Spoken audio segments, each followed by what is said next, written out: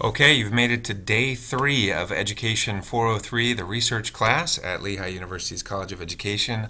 This is the online only and condensed version of the class, so we are literally flying through the content. Congratulations on making it this far.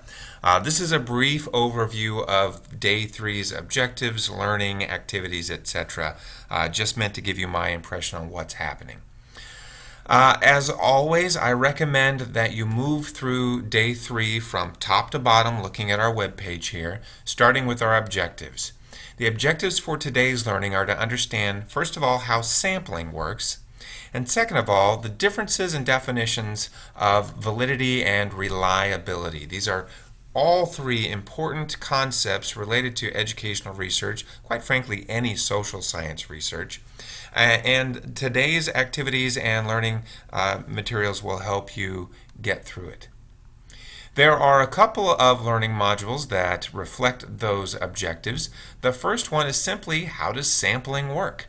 And to do that, I'm asking you to read Chapter 6 from Frankel and Wallen's text, How to Design and Evaluate Research in Education.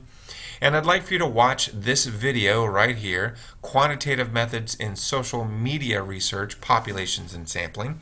This is not from an educational researcher, but it is from somebody who does, I think, a very good job of talking about populations, sampling, using some examples, and explaining what that means. And it's only 19 minutes long, so not too bad. I'd like for you to do the Chapter 6 quiz on sampling. And then I'd like for you to turn to Chapter 8 from Frankel and Wallen on validity and reliability and watch the video, shockingly, called Reliability and Validity that is linked right here. That will give you an 8-minute overview of what validity and reliability are, some ideas of how that works, generally speaking, and will give you, I think, a heads up about how the concepts that you read about in Chapter 8 actually look when you're doing research.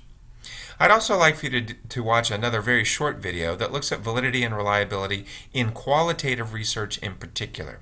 That's important because oftentimes validity and reliability are seen to be issues that are only relevant to quantitative research. And so you want to get a perspective, you want to get some idea about how validity and reliability are also extremely relevant and extremely important to qualitative research if you haven't done that already. And of course, there's another online quiz.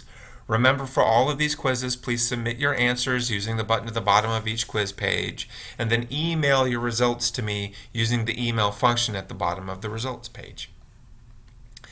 For our application activities today, I would like for you to write the introduction to your proposed study. You will see that there are some sections in here that you have already drafted: a research problem, a purpose statement. You're going to also be writing out what your research questions are.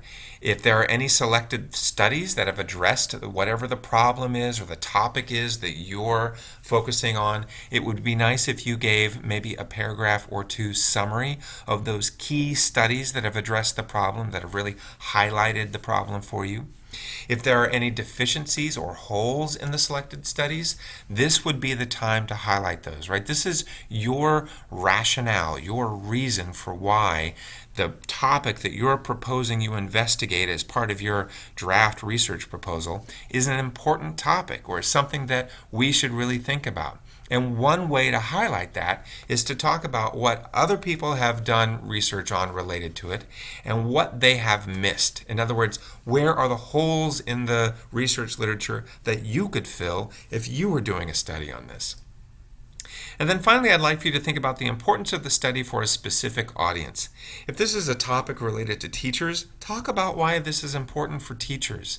If this is a topic that's related to parents or children or policymakers or, the United States, or you can go as big or as small as you need to, but who is really the audience for the study that you are thinking about proposing as part of your assignment for this class and hopefully related to your interests?